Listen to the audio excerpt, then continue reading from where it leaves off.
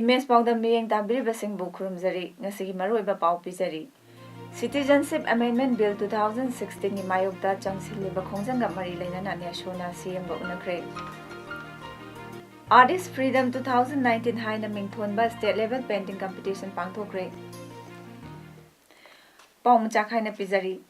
Lok Sabha da pass taukraba Citizenship Amendment CAB 2016 bu chatnaba yaroi haiduna Northeast Students Organization Neshona changsilakpa khongjang singa mari lainana Manipur gi CM na Neshoga wari sananaba hairakpadagi ngase ayok CM Bangloda Neshogi thaumisinga unakre CM go unaraba matung Neshogi Secretary General S Prakash na paumisingda phongdokkibada ngasigi wari sanakiba sida Neshona changsilakliba pandam adu mayak sengna CM gi mafamda khangalamle CM nasu CAB da Manipur gi yelhau missing soktanaba close ama yawaktriba makai CAB gi mayokta lepkhigani haina phongdora haiki Loinana Neshogi Maikaidagi Manipur gi CM nasu lakadauriba January gi chaichat kuni thoida awang nungpo state singi CM singa central government ka unagadauriba sida Manipur gi CM su atopa state singi CM na CAB gi mayokta phongna lepagum Manipur gi CM nasu lepina bahairamki Lakadauriba January gi chaichat kuntra mathoidagi phamba haugadariba Rajya Sabha sida CAB asi pass taukiba yabagi mami chauna lai karigumba laibak thiduna pass taukrabadi Neshona makhal makha kayagi khongjang makhatana laibak miyangwa loinana adumak changsinkhigani Neshogi oinadi CAB asi chatnaba sungya yaroi haiba sini MSU MSF Desam KSA Shuk amasung AIMS na sinduna Citizenship Amendment Bill 2016 gi matangda miyam gi wa lepnaba mifam mangase Manipur University gi Centenary Hall da pangthokre thauramasida social activist Johnson Elangbam na haiki CAB asi India da chatnarabasu awang nungpok gi state singdi sokhalloidabani masigi matangda aikoi puna akanba kholau ama lawminaba changi CAB gi matangda aikoina Congress BJP haiduna pangangda ngangnaduna laibana kanaroi political party singsu matangna matamna yadrabadi fam thadok mathaudai madu ngamnabagi makhoidasu chelamgani aduna aikoina masigi matangda chanainaduna laibagi mahutta CSO oigera CM na oigera awang nongpoki CM singi mifam ama kauraga bill asigi matangda khanabiu natragadi bill asi in toto reject tawgani mahakna makhatan haiki Lok Sabha da pass tawkiba Citizenship Amendment Bill asi Rajya Sabha da pass tawhaloi haiba tarabadi awang nongpo state sing punsallaga cherol ama thoklabadi Rajya Sabha da bill asi pass tawbangamloi masidasu makoina asum nampuda tawsalakpa tarabadi awang nongpok lamdamgi CM na center da taksinsi NDA haibase kumja lising ani amada para ama fangkrabani kari anishuba parada chingnaba oirabasu aikoina tawba yaba thabakti tawsi aduna CAB gi Manipur Protection People Bill asi punsananabagi thabakti toksi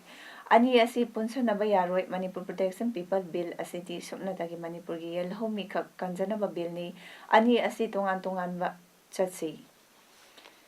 CB asina mapung oina pass hek tawkhibada sokadabasi awang nungpoki state singni awang nungpoki state sing namtharaga bill asi chana hangani haiba center ki wakhalon asi yamna lali amaromda bill asi India da chana rabasu awang nungpo state singda chana haloi atopa state singda chana hangani haiba sungamde karigumba bill asi awang nungpo yaudana India ge atopa state singda chana hangani hairabadi aikhoisu yarage madudi natana nampuda awang nungpokda CAB asi chana hangani haibasidi yabasu ngamngamloi CAB asi chana batarabasu awang nungpo state sing sokhaloi haibagi ayaba launaba honasi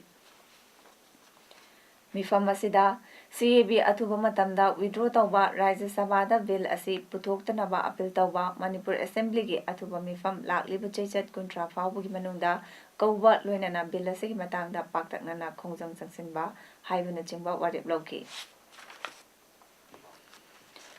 ꯂꯣꯛ ꯁꯚꯥꯗ pass ꯇꯧꯈꯤꯕ citizenship amendment bill (CAB) 2016 ꯑꯁꯤ ꯃꯅꯤꯄꯨꯔ ꯌꯥꯎꯅ ꯑꯋꯥꯡ ꯅꯣꯡꯄꯣꯛ ꯁ꯭ꯇꯦꯠꯁꯤꯡꯗ ꯆꯠꯅꯕ ꯌꯥꯔꯣꯏ bill ꯑꯁꯤ ꯍꯟꯗꯣꯛꯀꯗꯕꯅꯤ ꯍꯥꯏꯗꯨꯅ ꯃꯤꯌꯥꯝꯅ ꯆꯪꯁꯤꯜꯂꯤꯕ ꯈꯣꯡꯖꯪꯒꯤ ꯁꯔꯨꯛ ꯑꯃ ꯑꯣꯏꯅ ꯉꯁꯤꯁꯨ ꯊꯧꯕꯥꯜ ꯑꯃꯁꯨꯡ ꯀꯛꯆꯤꯡ ꯗꯤꯁꯇ꯭ꯔꯤꯛꯀꯤ ꯃꯐꯝ ꯀꯌꯥꯗ ꯅꯣꯡꯃꯒꯤ ꯁꯤꯟꯊꯥ ꯂꯦꯞꯇꯨꯅ ꯃꯤꯌꯥꯝꯅ ꯋꯥꯀꯠ ꯃꯤꯐꯝ ꯐꯝꯗꯨꯅ ꯈꯣꯡꯖꯪꯁꯤꯡ ꯆꯪꯁꯤꯟꯈ꯭ꯔꯦ꯫ ꯁꯦꯚ ꯏꯟꯗꯤꯖꯤꯅꯁ ꯄꯤꯄꯜ ꯍꯥꯏꯕ ꯄꯥꯟꯗꯝꯗ ꯑꯄꯨꯟꯕ ꯃꯍꯩꯔꯣꯏ ꯂꯨꯞ 5, ꯁꯁꯨꯝ, RSF, ꯃꯁꯥꯠ,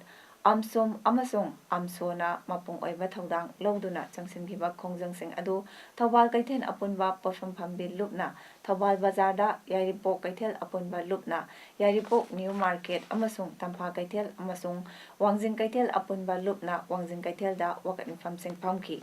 ꯋꯥꯀꯠ ꯃꯤꯐꯝꯁꯤꯡ ꯑꯗꯨꯗ ꯕꯤꯖꯦꯄꯤꯅ ꯁꯤꯇꯤꯖꯟꯁꯤꯞ ꯑꯦꯃꯦꯟꯗꯃꯦꯟꯠ ꯕꯤꯜ 2016 ꯋꯤꯗ꯭ꯔꯣ ꯇꯧꯒꯗꯕꯅꯤ, ꯁꯤꯇꯤꯖꯟꯁꯤꯞ ꯑꯦꯃꯦꯟꯗꯃꯦꯟꯠ ꯕꯤꯜ 2016 ꯁꯧꯒꯠꯄ MLA ꯑꯃꯗꯤ MP ꯔꯤꯖꯥꯏꯟ ꯇꯧ ꯑꯃꯁꯨꯡ ꯁꯤꯇꯤꯖꯟꯁꯤꯞ ꯑꯦꯃꯦꯟꯗꯃꯦꯟꯠ ꯕꯤꯜ 2016 ꯁꯧꯒꯠꯄ ꯂꯨꯞ ꯑꯃꯗꯤ ꯄꯣꯂꯤꯇꯤꯀꯦꯜ ꯄꯥꯔꯇꯤꯁꯤꯡ ꯃꯅꯤꯄꯨꯔꯒꯤ ꯂꯩꯃꯥꯏꯗꯒꯤ ꯃꯨꯠꯊꯠꯂꯁꯤ ꯍꯥꯏꯕ ꯕꯦꯅꯔꯁꯤꯡ ꯁꯤꯖꯤꯟꯅꯈꯤ꯫ ꯂꯣꯏꯅꯅ ꯃꯤꯌꯥꯝꯅ CAB ꯌꯥꯅꯤꯡꯗꯕꯒꯤ ꯈꯣꯜꯂꯥꯎ ꯀꯌꯥ ꯂꯥꯎꯕꯒ ꯂꯣꯏꯅꯅ ꯕꯤꯜꯒꯤ ꯋꯥꯔꯣꯜ ꯌꯥꯎꯕ ꯀꯣꯄꯤꯁꯤꯡ ꯋꯥꯡꯖꯤꯡ ꯑꯃꯁꯨꯡ ꯌꯥꯏꯔꯤꯄꯣꯛ ꯀꯩꯊꯦꯜꯗ ꯃꯩ ꯊꯥꯗꯨꯅ ꯌꯥꯅꯤꯡꯗꯕ ꯐꯣꯡꯗꯣꯛꯈꯤ꯫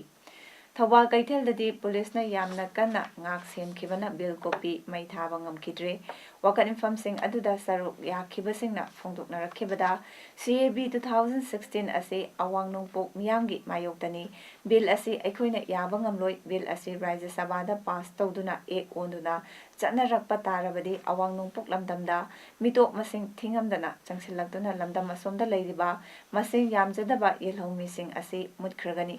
ꯃꯔꯝ ꯑꯗꯨꯅ ꯑꯩꯈꯣꯏ ꯃꯤꯌꯥꯝꯅ ꯕꯤꯜ ꯑꯁꯤꯒꯤ ꯃꯥꯌꯣꯛꯇ ꯂꯩꯗꯨꯅ ꯌꯥꯅꯤꯡꯗꯕ ꯐꯣꯡꯗꯣꯛꯇꯨꯅ ꯈꯣꯡꯖꯪꯁꯤꯡ ꯆꯪꯁꯤꯟꯕꯅꯤ꯫ ꯕꯤꯜ ꯑꯁꯤ ꯆꯠꯅꯕ ꯌꯥꯔꯣꯏ, ꯕꯤꯜ ꯑꯁꯤ ꯍꯟꯗꯣꯛꯀꯗꯕꯅꯤ ꯑꯃꯗꯤ ꯃꯤꯌꯥꯝꯅ ꯆꯪꯁꯤꯜꯂꯛꯄ ꯈꯣꯡꯖꯪꯁꯤꯡꯗ ꯁꯧꯒꯠꯇꯨꯅ ꯁꯔꯨꯛ ꯌꯥꯒꯅꯤ ꯍꯥꯏꯈꯤ꯫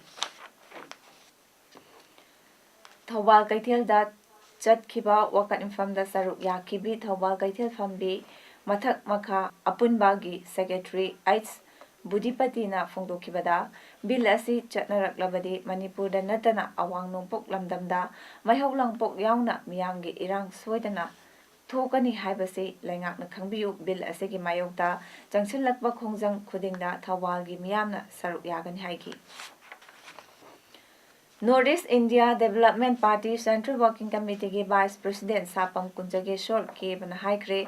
ꯍꯟꯗꯛꯇ ꯂꯣꯛ ꯁꯚꯥꯗ ꯄꯥꯁ ꯇꯧꯈꯤꯕ CAB ꯕꯤꯜ ꯑꯗꯨꯒ ꯍꯧꯖꯤꯛꯅ ꯔꯥꯖ꯭ꯌ ꯁꯚꯥꯒꯤ ꯀ꯭ꯂꯤꯌꯔꯦꯟꯁ ꯉꯥꯏꯔꯤꯕ ꯕꯤꯜ ꯑꯁꯤ ꯑꯟꯀꯟꯁꯇꯤꯇ꯭ꯌꯨꯁꯅꯦꯜ ꯑꯣꯏ ꯃꯔꯝꯗꯤ ꯚꯥꯔꯠ ꯁꯪꯕꯤꯙꯥꯟꯒꯤ 42 ꯁꯨꯕ ꯑꯃꯦꯟꯗꯃꯦꯟꯠꯗ ꯍꯥꯞꯆꯤꯟꯈ꯭ꯔꯕ ꯄ꯭ꯔꯤꯑꯦꯝꯕꯜꯗ ꯌꯥꯎꯔꯤꯕ ꯁꯦꯀ꯭ꯌꯨꯂꯔꯒꯤ ꯋꯥꯡꯃꯗꯅꯤ꯫ ꯋꯥꯐꯝ ꯑꯁꯤ ꯉꯁꯤ ꯑꯌꯨꯛ ꯁꯒꯣꯜꯕꯟ ꯇꯦꯔꯥ ꯊꯥꯡꯒꯄꯥꯠ ꯃꯆꯤꯟꯗ ꯂꯩꯕ ꯗꯜꯒꯤ ꯑꯣꯐꯤꯁꯇ ꯄꯥꯎꯃꯤꯁꯤꯡꯒ ꯎꯟꯅꯕꯗ ꯍꯥꯟꯅꯒꯤ MLA ꯀꯨꯟꯖꯒꯦꯁꯣꯔ ꯀꯦꯕꯅ ꯐꯣꯡꯗꯣꯛꯈꯤꯕꯅꯤ꯫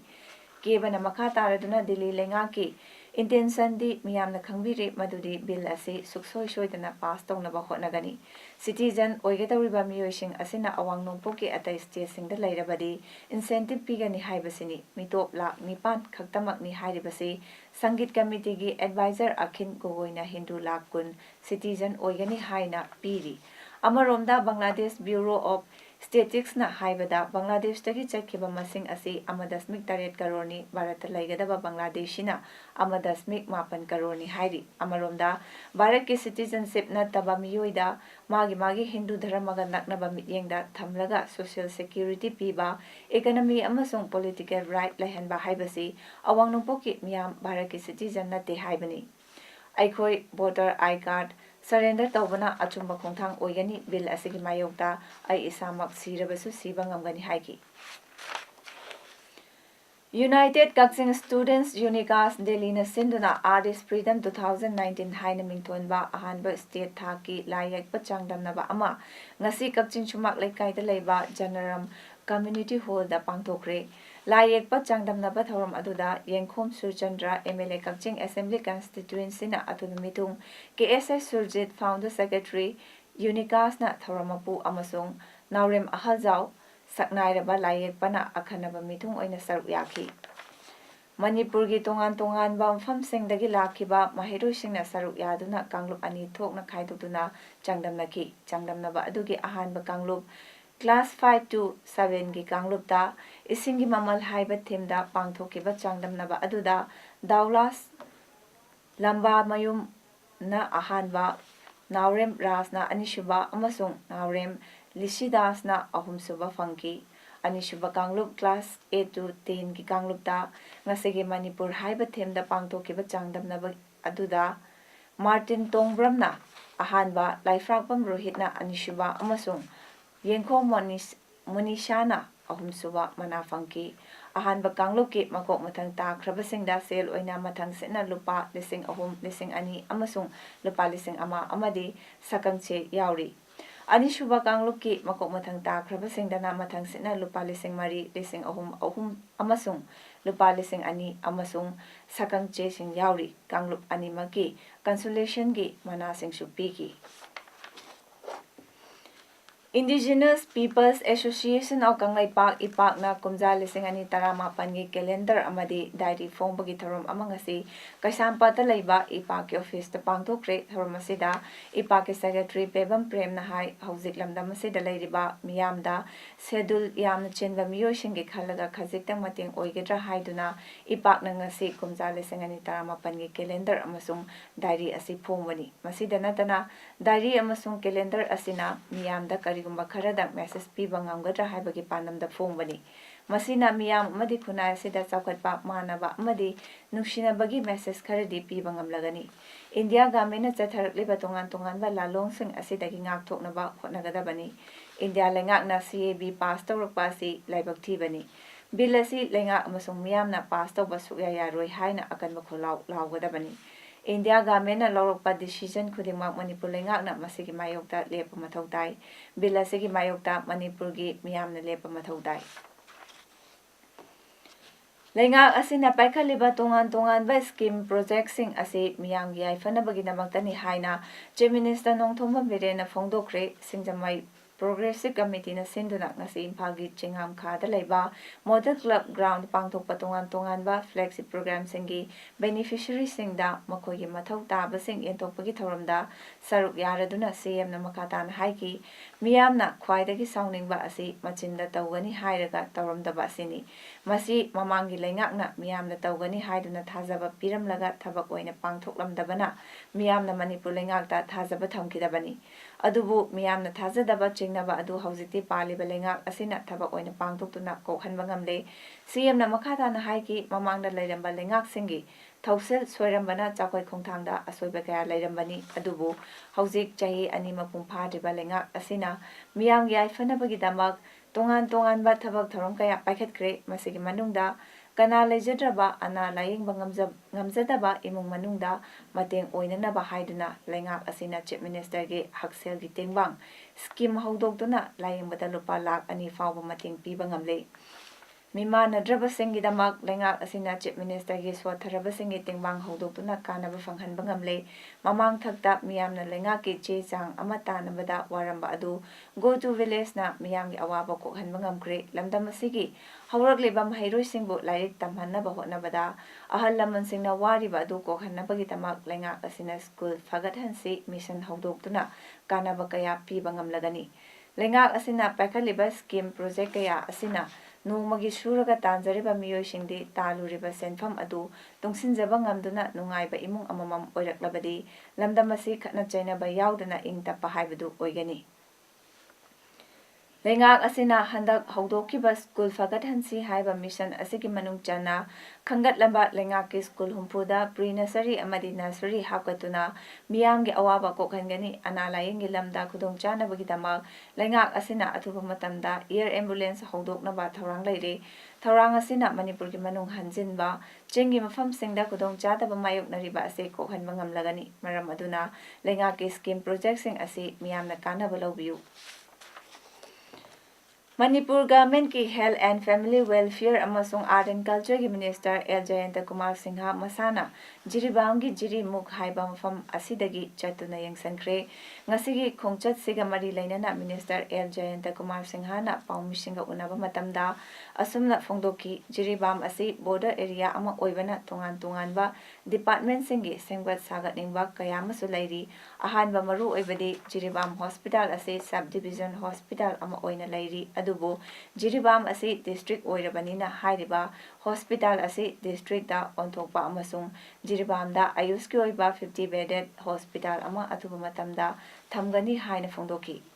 ꯃꯈꯥ ꯇꯥꯅ ꯃꯤꯅꯤꯁꯇꯔ ꯑꯦꯜ ꯖꯌꯟꯇꯀꯨꯃꯥꯔ ꯁꯤꯡꯍꯅ ꯍꯥꯏꯈꯤꯕꯗ ꯑꯥꯔꯠ ꯑꯦꯟ ꯀꯜꯆꯔ ꯑꯃꯁꯨꯡ ꯇꯨꯔꯤꯖꯝꯒ ꯃꯔꯤ ꯂꯩꯅꯅ ꯖꯤꯔꯤꯕꯥꯝ ꯗꯤꯁꯇ꯭ꯔꯤꯛꯀꯤ ꯃꯅꯨꯡ ꯆꯟꯅ ꯂꯩꯔꯤꯕ ꯃꯐꯝ ꯍꯥꯏꯕꯗꯤ ꯖꯤꯔꯤꯃꯨꯛ, ꯅꯤꯡꯁꯤꯡꯈꯨꯜ, ꯕꯥꯏꯑꯣꯗꯥꯏꯕꯔꯁꯤꯇꯤ ꯄꯥर्क ꯑꯃꯁꯨꯡ ꯂꯩꯁꯥꯕꯤꯊꯣꯜꯒꯤ ꯋꯥꯇꯔꯐꯣꯜ ꯑꯁꯤ ꯇꯨꯔꯤꯖꯝ ꯁ꯭ꯄꯣꯠ ꯁꯥꯒꯠꯅꯕ ꯊꯧꯔꯥꯡ ꯇꯧꯔꯒꯅꯤ ꯍꯥꯏꯈꯤ꯫ ꯃꯤꯅꯤꯁꯇꯔꯒꯤ ꯈꯣꯡꯆꯠ ꯑꯁꯤꯗ ꯑꯥꯔꯠ ꯑꯦꯟ ꯀꯜꯆꯔꯒꯤ ꯗꯤꯔꯦꯛꯇꯔ ꯁꯤꯕꯗꯥ ꯁꯔꯃ, ꯖꯤꯔꯤ ꯄꯨꯂꯤꯁꯀꯤ SP M Mubi Singh, MPS additional SP H Basulal Singh, MPS ꯑꯌꯨꯁꯀꯤ ꯗꯤꯔꯦꯛꯇꯔ ꯒꯨꯅꯦꯁꯣ ꯁꯔꯃ ꯑꯃꯁꯨꯡ ꯑꯇꯩ ꯑꯣꯐꯤꯁꯤꯌꯦꯜ ꯀꯌꯥꯁꯨ ꯁꯔꯨꯛ ꯌꯥꯈꯤ꯫ ꯗ ꯁꯤꯇꯤꯖꯟ ꯀꯥꯎꯟꯁꯤꯜ ꯊꯧꯕꯥꯜ ꯃꯅꯤꯄꯨꯔꯅ ꯁꯤꯟꯗꯨꯅ ꯊꯧꯕꯥꯜ ꯗꯤꯁꯇ꯭ꯔꯤꯛꯀꯤ ꯀꯦꯟꯗ꯭ꯔ ꯑꯍꯨꯝꯒꯤ ꯂꯥꯏꯕꯨꯡ 12ꯗ ꯄꯦꯅꯥꯒꯤ ꯑꯀꯥꯏꯔꯣꯜ ꯃꯤꯌꯥꯝꯗ ꯇꯥꯍꯟꯅꯕꯒꯤ ꯄꯥꯟꯗꯝꯗ ꯃꯥꯏꯛ ꯌꯦꯟꯊꯣꯛꯄꯒꯤ ꯊꯧꯔꯝ ꯑꯃ ꯉꯁꯤ ꯊꯧꯕꯥꯜ ꯃꯦꯂꯥ ꯒ꯭ꯔꯥꯎꯟ ꯀꯝꯃ꯭ꯌꯨꯅꯤꯇꯤ ꯍꯣꯜꯗ ꯄꯥꯡꯊꯣꯛꯈ꯭ꯔꯦ꯫ ꯊꯧꯔꯝ ꯑꯗꯨꯗ ꯋꯥꯡꯈꯦꯝ ꯀꯦꯟꯗ꯭ꯔꯒꯤ MLA ꯀꯦ ꯃꯦꯘꯆꯟꯗ꯭ꯔꯅ, ꯑꯊꯣꯏꯕ ꯃꯤꯊꯨꯡꯂꯦꯟ ꯈꯥꯡꯉꯕꯣꯛ ꯀꯦꯟꯗ꯭ꯔꯒꯤ MLA ꯑꯣ ꯁꯨꯔꯖꯀꯨꯃꯥꯔꯅ ꯊꯧꯔꯝ ꯃꯄꯨ ꯂꯣꯏꯅꯅ ꯊꯧꯕꯥꯜ ꯃ꯭ꯌꯨꯅꯤꯁꯤꯄꯥꯜ ꯀꯥꯎꯟꯁꯤꯜꯒꯤ chairperson TH Shyamu, Khangabok Zila Parishad member KH Rajmohan, light vigil ꯏꯟꯇꯔꯅꯦꯁꯅꯦꯜꯒꯤ ꯆꯤꯐ ꯑꯦꯛꯖꯤꯀ꯭ꯌꯨꯇꯤꯚ ꯑꯦꯗꯚꯥꯏꯖꯔ ꯑꯉꯣꯝ ꯑꯔꯥꯕ, ꯎꯀꯜꯒꯤ ꯀꯟꯚꯦꯅꯔ ꯃꯨꯇꯨꯝ ꯃꯅꯤꯇꯣꯟ ꯑꯃꯗꯤ ꯃꯅꯤꯄꯨꯔ ꯂꯩꯉꯥꯛꯀꯤ ꯔꯨꯔꯦꯜ ꯗꯦꯚꯂꯞꯃꯦꯟꯠ ꯑꯦꯟড ꯄꯟꯆꯥꯌꯇꯤ ꯔꯥꯖꯀꯤ ꯖꯣꯏꯟꯠ ꯗꯤꯔꯦꯛꯇꯔ ꯑꯣꯀ꯭ꯔꯝ ꯂꯣꯀꯦꯟꯗ꯭ꯔꯣꯅ ꯑꯈꯟꯅꯕ ꯃꯤꯊꯨꯡꯂꯦꯟꯁꯤꯡ ꯑꯣꯏꯅ ꯁꯔꯨꯛ ꯌꯥꯈꯤ꯫ ꯃꯅꯤꯄꯨꯔ ꯃꯨꯁꯂꯤꯝ ꯋꯦꯜꯐꯤꯌꯔ ꯑꯣꯔꯒꯅꯥꯏꯖꯦꯁꯟ MMWOꯅ ꯆꯪꯁꯤꯜꯂꯤꯕ ꯈꯣꯡꯖꯪ ꯑꯁꯤꯕꯨ ꯑꯇꯝꯅꯅ adviser to the CMO Manipur Rajat Sethi ꯀꯧꯕ BJPꯒꯤ ꯃꯁꯛ ꯅꯥꯏꯕ ꯃꯤꯑꯣꯏ ꯑꯃꯅ ꯀꯣꯡꯒ꯭ꯔꯦꯁꯅ ꯏꯟꯁꯤꯜꯂꯒ ꯇꯧꯍꯟꯕꯒꯤ ꯃꯑꯣꯡꯗ ꯎꯍꯟꯅꯕ ꯍꯣꯠꯅꯗꯨꯅ ꯃꯍꯥꯛꯀꯤ ꯇ꯭ꯋꯤꯇꯔꯗ ꯄꯣꯁꯠ ꯇꯧꯔꯛꯄ ꯑꯁꯤ ꯂꯨꯞ ꯑꯁꯤꯅ ꯑꯀꯟꯕ ꯃꯑꯣꯡꯗ ꯌꯥꯅꯤꯡꯗꯦ ꯍꯥꯏꯅ ꯂꯨꯞ ꯑꯁꯤꯒꯤ ꯖꯣꯏꯟꯠ ꯁꯦꯀ꯭ꯔꯦꯇꯔꯤ ꯈꯨꯜꯂꯥꯛꯄꯝ ꯑꯜꯇꯥꯐ ꯑꯂꯤꯅ ꯐꯣꯡꯗꯣꯛꯈ꯭ꯔꯦ꯫ ꯉꯁꯤ ꯍꯇꯥꯗ ꯂꯩꯕ ꯑꯣꯔꯒꯅꯥꯏꯖꯦꯁꯟ ꯑꯁꯤꯒꯤ ꯑꯣꯐꯤꯁꯇ ꯄꯥꯡꯊꯣꯛꯈꯤꯕ ꯄꯥꯎꯒꯤ ꯃꯤꯐꯝ ꯑꯃꯗ ꯃꯍꯥꯛꯅ ꯃꯈꯥ ꯇꯥꯔꯗꯨꯅ ꯇ꯭ꯋꯤꯇꯔꯒꯤ ꯋꯥꯔꯣꯜ ꯑꯗꯨꯗ ꯑꯣꯔꯒꯅꯥꯏꯖꯦꯁꯟ ꯑꯁꯤꯒꯤ ꯊꯧꯃꯤꯁꯤꯡꯅ BJPꯗ ꯚꯣꯠ ꯀꯥꯔꯛꯇꯨꯅ ꯄ꯭ꯔꯥꯏꯝ ꯃꯤꯅꯤꯁꯇꯔ ꯅꯔꯦꯟꯗ꯭ꯔ ꯃꯣꯗꯤꯒꯤ ꯏꯐꯤꯖꯤ ꯃꯩ ꯊꯥꯅꯕ ꯍꯣꯠꯅꯈꯤꯕ ꯑꯗꯨ ꯀꯣꯡꯒ꯭ꯔꯦꯁꯅ ꯏꯟꯁꯤꯟꯕꯅꯤ ꯍꯥꯏꯅ ꯐꯣꯡꯗꯣꯛꯂꯤ꯫ ꯑꯗꯨꯒ ꯃꯃꯥꯡꯗ ꯄꯥꯜꯂꯝꯕ ꯀꯣꯡꯒ꯭ꯔꯦꯁ ꯁꯔꯀꯥꯔꯒꯤ ꯃꯇꯝꯗ ꯇꯣꯉꯥꯟ ꯇꯣꯉꯥꯟꯕ ꯏꯁꯨ ꯀꯌꯥ ꯁ꯭ꯇꯦꯠ ꯑꯁꯤꯒꯤ ꯆꯤꯐ ꯃꯤꯅꯤꯁꯇꯔ ꯑꯣꯏꯔꯝꯕ ꯑꯣ ꯏꯕꯣꯕꯤ ꯁꯤꯡꯍꯒꯤ ꯏꯐꯤꯖꯤ ꯑꯃꯗꯤ ꯀꯣꯡꯒ꯭ꯔꯦꯁꯀꯤ ꯃꯤꯅꯤꯁꯇꯔ ꯀꯌꯥꯒꯤ ꯏꯐꯤꯖꯤꯇꯣꯉꯥꯟ ꯇꯣꯉꯥꯟꯕ CSO ꯑꯃꯗꯤ MMWOꯅ ꯀꯌꯥꯔꯛ ꯍꯟꯅ ꯃꯩ ꯊꯥꯈꯤ꯫ ꯊꯧꯑꯣꯡ ꯑꯗꯨꯅ ꯀꯅꯥꯅ ꯏꯟꯁꯤꯟꯕꯅꯤ ꯍꯥꯏꯅ ꯃꯅꯤꯄꯨꯔꯒꯤ CM ꯑꯦꯗꯚꯥꯏꯁ ꯔꯥꯖꯠ ꯁꯦꯊꯤꯅ ꯇ꯭ꯔꯤꯠ ꯇꯧꯒꯗꯧꯔꯤꯕꯅꯣ? ꯃꯅꯤꯄꯨꯔꯒꯤ ꯆꯤꯐ ꯃꯤꯅꯤꯁꯇꯔ ꯐꯥꯎꯕ CABꯒꯤ ꯃꯥꯌꯣꯛꯇ ꯂꯦꯞꯀꯗꯕꯅꯤ ꯍꯥꯏꯅ ꯀꯌꯥꯔꯛ ꯍꯟꯅ ꯐꯣꯡꯗꯣꯛꯈ꯭ꯔꯦ꯫ ꯔꯥꯖꯠ ꯁꯦꯊꯤꯅ ꯃꯍꯥꯛꯀꯤ ꯇ꯭ꯋꯤꯇꯔꯗ ꯌꯦꯜꯍꯧꯃꯤꯒꯤ ꯀꯥꯡꯈꯨꯜ ꯃꯨꯠꯇꯅꯕ ꯆꯪꯁꯤꯜꯂꯤꯕ ꯈꯣꯡꯖꯪ ꯑꯁꯤꯕꯨ ꯄꯣꯂꯤꯇꯤꯀꯦꯜ ꯄꯥꯔꯇꯤꯁꯤꯡꯅ ꯏꯟꯁꯤꯜꯂꯒ ꯇꯧꯍꯟꯕꯅꯤ ꯍꯥꯏꯅ ꯐꯣꯡꯗꯣꯛꯂꯤꯕ ꯑꯁꯤ ꯃꯅꯤꯄꯨꯔ ꯃꯤꯌꯥꯝꯕꯨ ꯀꯔꯦꯝꯅꯕꯅꯤ꯫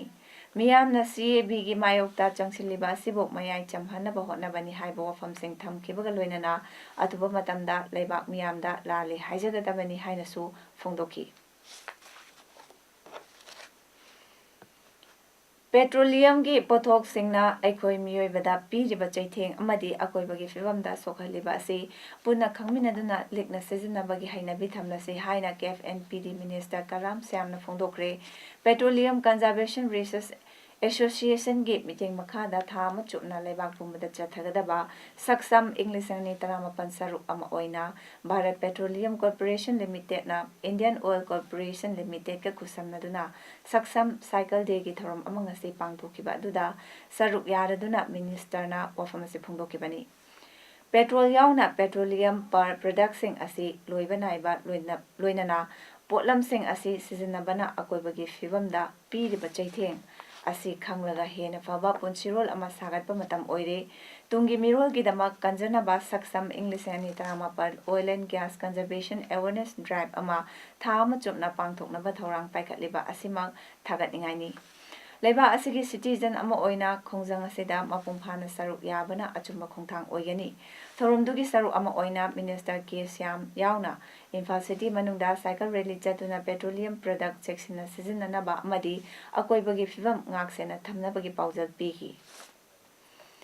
ꯆꯍꯤ ꯈꯨꯗꯤꯡ ꯈ꯭ꯋꯥꯏꯂꯥꯛꯄ ꯏꯔꯦꯜ ꯎꯃꯪ ꯂꯥꯏ ꯉꯥꯛꯁꯦꯜ ꯂꯨꯞ ꯂꯈꯤꯄꯨꯔ ꯀꯁꯥꯔ ꯑꯁꯥꯝꯅ ꯁꯤꯟꯗꯨꯅ ꯋꯥꯛꯆꯤꯡꯒꯤ ꯑꯅꯤꯁꯨꯕ ꯅꯣꯡꯃꯥꯏꯖꯤꯡ ꯅꯨꯃꯤꯠꯁꯤꯗ ꯕꯔꯥꯛ ꯇꯨꯔꯦꯜꯒꯤ ꯃꯌꯥꯏꯗ ꯂꯩꯕ ꯈ꯭ꯋꯥꯏꯔꯥꯛꯄ ꯏꯔꯦꯜ ꯈꯨꯕꯝ ꯅꯔꯥꯟꯗꯣ ꯕꯥꯕꯥꯗ ꯃꯐꯝ ꯀꯌꯥꯗꯒꯤ ꯂꯥꯛꯄ ꯃꯤꯌꯥꯝ ꯈꯨꯕꯝ ꯑꯁꯤꯗ ꯈꯨꯔꯨꯝꯕ ꯂꯥꯛꯅꯈ꯭ꯔꯦ꯫ ꯂꯣꯏꯅꯅ ꯃꯩꯇꯩ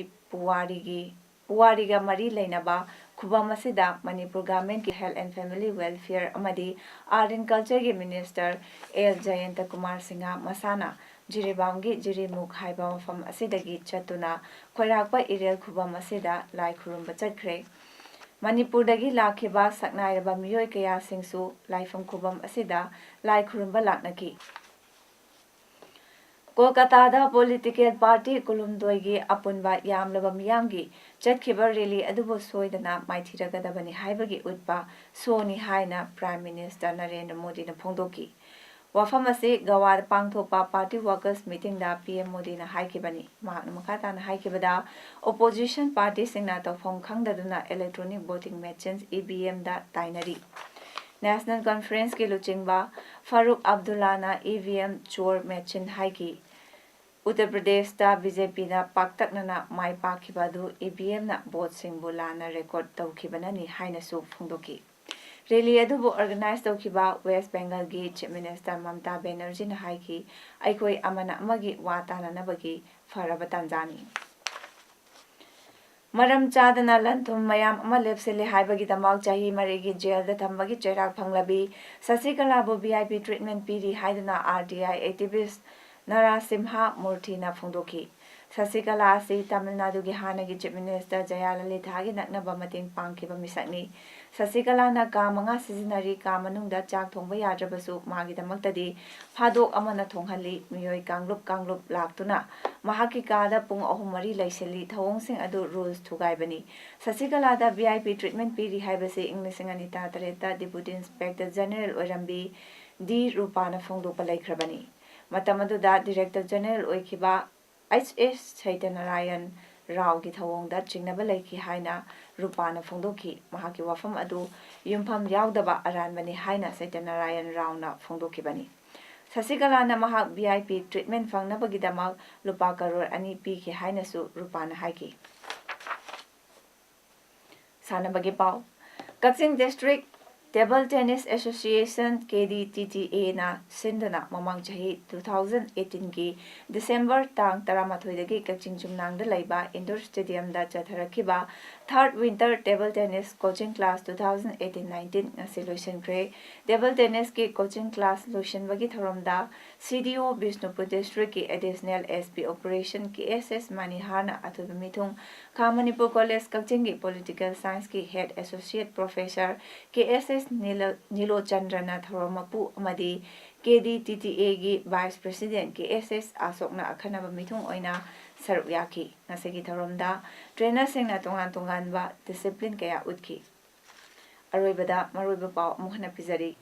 ꯁꯤꯇꯤꯖꯟꯁꯤꯞ ꯑꯦꯃꯦꯟꯗꯃꯦꯟꯠ ꯕꯤꯜ 2016ꯒꯤ ꯃꯥꯌꯣꯛꯇ ꯆꯪꯁꯤꯜꯂꯤꯕ ꯈꯣꯡꯖꯪꯒ ꯃꯔꯤ ꯂꯩꯅꯅ ꯅꯦꯁꯣꯅ CMꯒ ꯎꯅꯈ꯭ꯔꯦ꯫ ꯑꯥꯔꯇꯤꯁꯠ ꯐ꯭ꯔꯤꯗꯝ 2019 ꯍꯥꯏꯅ ꯃꯤꯡꯊꯣꯟꯕ ꯁ꯭ꯇꯦꯠ ꯂꯦꯚꯦꯜ ꯄꯦꯟꯇꯤꯡ ꯀꯝꯄꯤꯇꯤꯁꯟ ꯄꯥꯡꯊꯣꯛꯈ꯭ꯔꯦ꯫ ꯉꯁꯤꯒꯤꯗꯃꯛꯇꯗꯤ ꯄꯥꯎꯗꯝ ꯃꯇꯥꯡꯁꯤꯗ ꯂꯣꯏꯖꯔꯦ꯫ ꯃꯤꯠꯌꯦꯡ ꯇꯥꯕꯤꯔꯤꯕꯁꯤꯡꯕꯨ ꯑꯃꯨꯛ ꯍꯟꯅ